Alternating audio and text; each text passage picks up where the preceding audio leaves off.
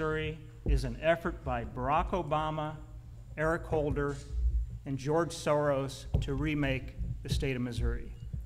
They move redistricting, which is done every 10 years. A census is done, and then you draw districts. Redraw the legislative districts. They want to remove that from a bipartisan commission comprised of Republicans and Democrats and put it into the hands of a liberal state auditor that they want to get elected. If you elect a liberal state auditor and Clean Missouri passes, the complexion of the state of Missouri is going to change. You will have districts that will come out of St. Louis that will look like an octopus. Those tentacles will draw up to my hometown of Hannibal. The core of the octopus will be in St. Louis. We cannot allow that to happen to restore trust in Missouri. Well, Kirkman, you have 90 seconds. I am ardently against Clean Missouri. I've actually got a number of Facebook posts on my Facebook page. I think one of them might still be pinned there. If it's not, I'll repin it if anybody wants to follow up with some of my thoughts on this.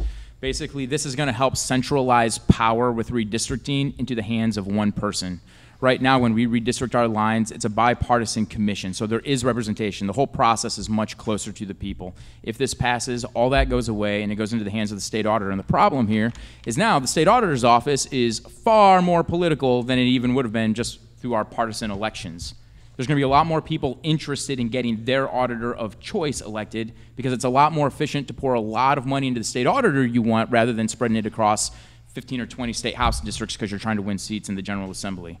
So I think it's terrible for the office of state auditor. I think it's terrible for the people because it takes power and representation away from them.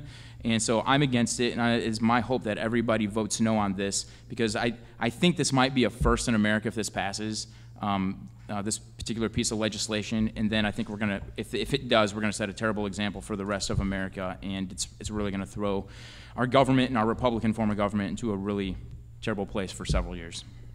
Sonderman.